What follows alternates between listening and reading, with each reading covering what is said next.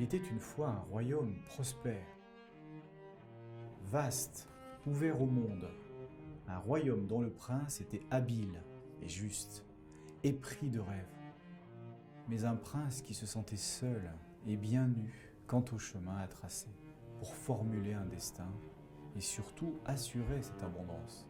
Il voulut trouver un mage, savant, qui lui dicterait un présage, mais le dernier druide était en retraite de silence.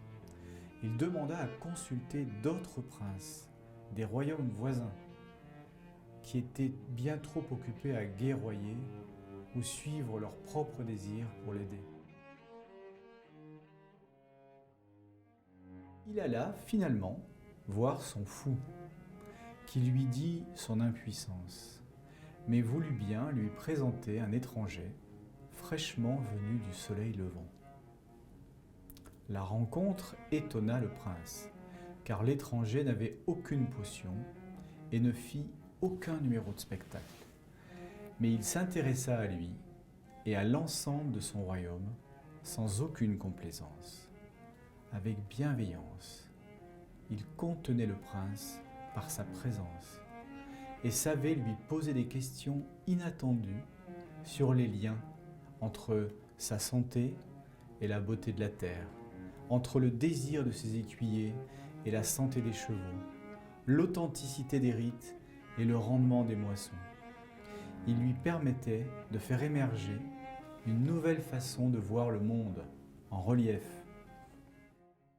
L'étranger revit le prince avec ses ministres en exercice et leur permit de constater combien il représentait un corps solide et précieux, un socle pour inspirer les autres cercles du royaume et formuler un destin commun. Le défi partagé fut d'impulser un mouvement collectif que chacun épouserait. Cette question de l'accord fondamental entre tous était très nouvelle pour le prince, comme l'idée d'ailleurs de penser une croissance organique à partir de chaque groupe de sujets. Guerriers, commerçants, artisans, agriculteurs. Les choses étant décidées, l'étranger se fit aider. D'autres battleurs furent différents par leur tour de main, mais partageaient un même état d'esprit avec lui.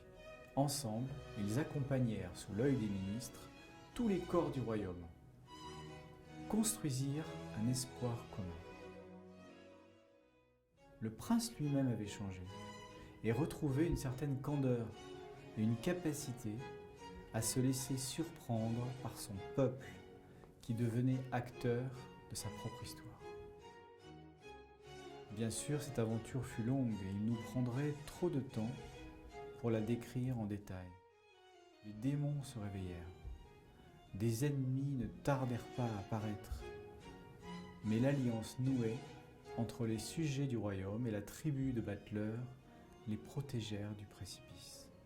Un jour d'ailleurs, ils devinrent leurs propres battleurs et l'équipe de l'étranger disparut discrètement et naturellement.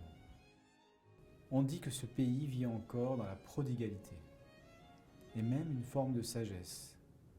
Le mérite en revient à tous.